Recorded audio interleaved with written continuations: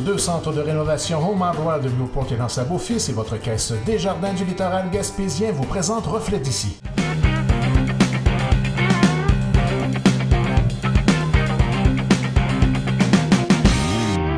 Voici maintenant la section entrevue. Je me suis rendue à Val-d'Espoir à la rencontre de Marie-Claude Vézio pour dresser le bilan de la dernière année d'opération à la Maison des enfants en forêt. Marie-Claude Vézio, bonjour. Allô?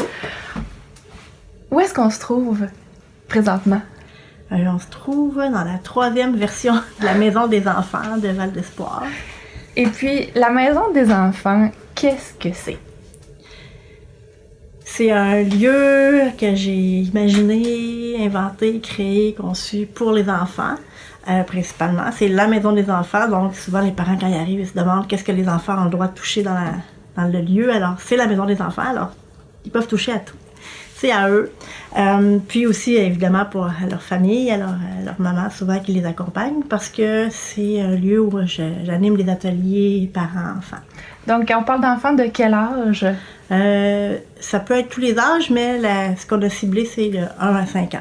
D'accord, donc des enfants d'âge plutôt préscolaire. Par contre, les plus vieux peuvent venir, les grands frères, les grandes sœurs. Oui, il y en a souvent, comme les anciens de l'année passée, là, ils reviennent, là, le vendredi, ils revenaient. Là, Qu'est-ce qu'on fait, qu'est-ce qu'on découvre à la Maison des enfants? On découvre un lieu premièrement, un lieu quand même de liberté de choix, un lieu où il y a plusieurs coins thématiques, un peu comme dans les garderies. J'ai un coin lecture qu'on peut voir un peu ici, j'ai un coin bloc, un coin construction bloc, un coin faire semblant, un coin exploration de la nature, un coin sensoriel, un coin artistique, tout ça, où à chaque semaine, il y a un thème différent et où ils peuvent explorer justement dans les différents endroits des activités en lien avec le thème. Donc, ça touche toutes les sphères de l'apprentissage. Un exemple ou quelques exemples de thèmes qui ont été explorés cette année? Cette année, c'est la première année que je fais ça dans le nouveau lieu que j'ai appelé la Maison des enfants en forêt. En fait, c'est comme axé plus encore nature, exploration de la nature, donc c'est beaucoup des thèmes avec la nature. Comme aujourd'hui, on va faire le thème arc-en-ciel. J'ai fait le thème hiver, les saisons, hiver, là on a fait printemps, les insectes, les animaux d'hiver. Donc, c'est vraiment, il y a plusieurs thématiques, c'est souvent en lien avec la nature. Cette année, j'ai axé. Là, il y a d'autres années où des fois on faisait aussi... mais cette année, il y en a eu moins, donc c'est pour ça aussi. Mais les pompiers, ces années-là, les pompiers venaient voir les enfants aussi. On a fait les policiers, les pirates.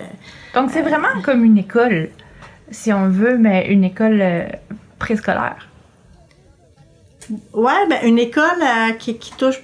qui essaie de s'axer aussi beaucoup sur les pédagogies alternatives. Puis c'est une école dans le sens où c'est les enfants qui font leur propre apprentissage parce qu'ils ne sont pas tenus de faire des activités. C'est eux qui choisissent où ils vont. S'ils décident de faire une autre activité que celle proposée, ils ont le droit, même dans les arts, tout le matériel artistique est disponible à eux. Donc c'est une école, mais une école très libre, très démocratique, très ouverte où les enfants ont la possibilité de développer leur propre intérêt. Et aussi, j'essaie d'axer ça beaucoup sur le développement de l'autonomie. Donc, c'est ça. Donc, les enfants viennent à quelle fréquence à la Maison des enfants? Les ateliers se tiennent une fois par semaine. C'est des demi-journées. Donc, cette année, j'avais 2 groupes, 2 demi-journées. Puis, ils viennent avec leurs parents parce que justement, c'est des ateliers parents-enfants où... souvent, c'est ça, c'est des enfants qui vont pas à la garderie, des mamans soit à la maison ou en congé de maternité, qui veulent passer du temps de qualité avec leurs enfants. Puis c'est un peu ça aussi l'historique, c'est que moi j'avais 2 enfants qui allaient pas à la garderie, puis j'avais envie qu'ils voient d'autres enfants. Et comme j'avais déjà travaillé en garderie, je me suis dit, je vais créer des moments où vraiment ils peuvent jouer avec d'autres enfants. Je trouvais ça important, parce que moi j'aime ça jouer avec eux, mais m'asseoir à table pour jouer aux petites autos, je me rendais compte que c'était comme moins mon dada. Donc, c'est ça un peu l'historique. Donc, c'est pour que les parents aussi puissent voir d'autres adultes, puis un lieu de rencontre puis d'apprentissage commun. Donc, un lieu de famille. Oui. les enfants qui viennent ici, on parle de liberté, de choix. En fait, c'est là qu'il y a une différence, par exemple, avec l'école où on dit, là, présentement, on fait du bricolage, puis dans 10 minutes, on joue au ballon. Oui. Donc, est-ce qu'il y a quand même des activités guidées, proposées là, pour l'apprentissage? On parlait de thématiques, justement. Comment c'est apporté, ça?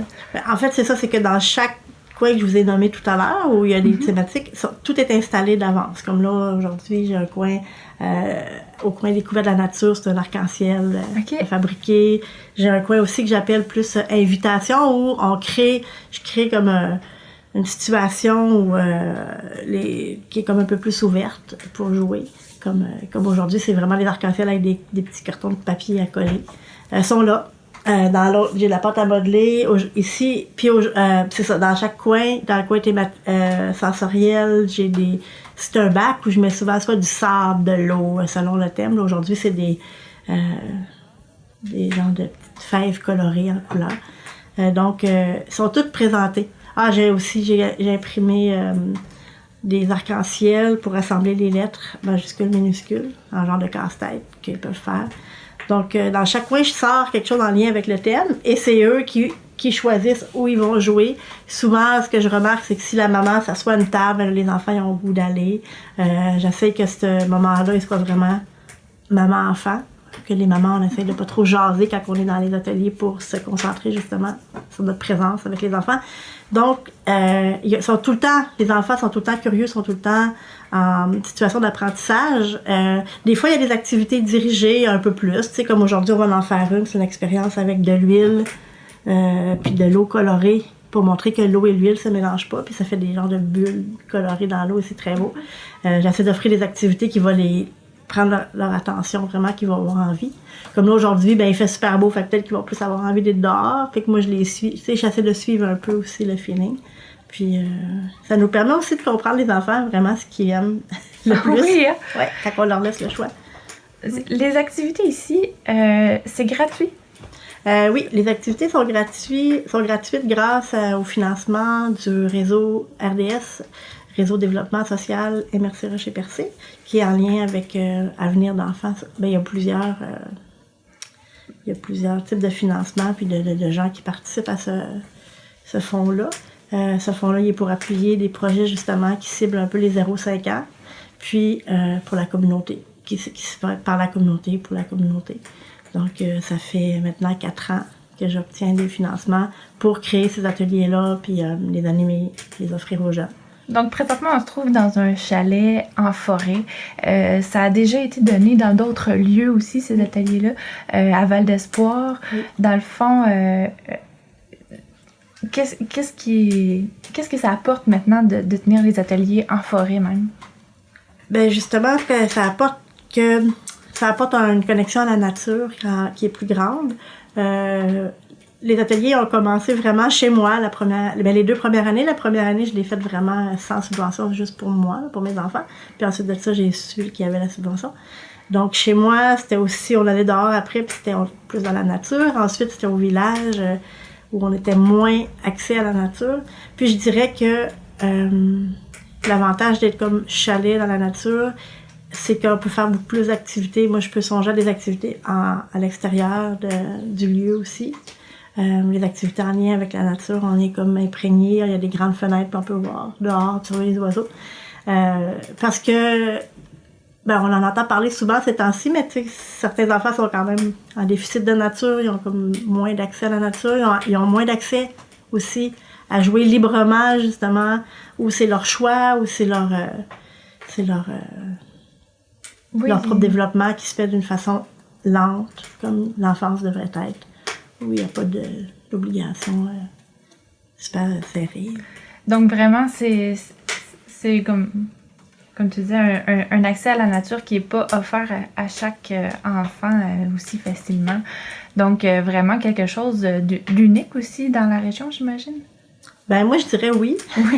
Même unique presque au Québec. Parce que il y a beaucoup de gens, moi j'ai fait une page Facebook pour montrer nos activités, puis parce que moi, je conçois mes activités en étant inspirée de tous ceux qui partagent. Alors, je me fais le devoir aussi de partager, de diffuser les activités qu'on fait pour inspirer d'autres gens, comme moi, je suis inspirée.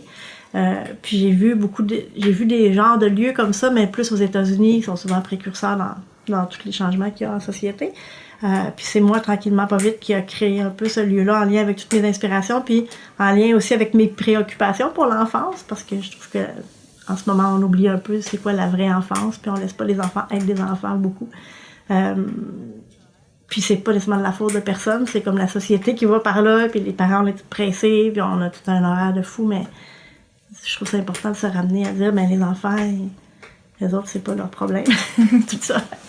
Donc finalement, ils peuvent vivre leur enfance ici. Ouais, c'est un début, puis c'est par la bande, c'est comme d'inspirer aussi les parents à laisser un peu plus de latitude, ou bien s'ils se sentent pas à l'aise, mais justement, ça fait au moins un lieu comme, je sais qu'il y a des gens qui sont peut-être pas à l'aise de faire beaucoup de peinture, parce que c'est beaucoup d'implications pour salir, pour ramasser. Mais justement, le lieu, c'est qu'ici, on a le droit, puis si on salit, c'est pas grave, la table est pensée pour ça.